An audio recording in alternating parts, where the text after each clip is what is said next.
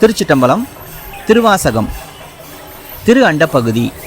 வெம்துயர் கோடை மாத்தலை கரப்ப நீடு எழில் தோன்றி வாழ்வொளி மிளிர எம்தம் பிறவியில் கோபம் மிகுந்து முரசு எரிந்து மாபெரும் கருணையில் முழங்கி பூப்புரை அஞ்சலி காந்தள் காட்ட.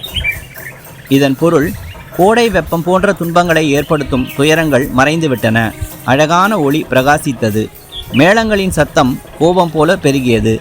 காந்தள் மலர்கள் அஞ்சலி செலுத்துவது போல தோன்றின. திருச்சிட்டம்பலம்.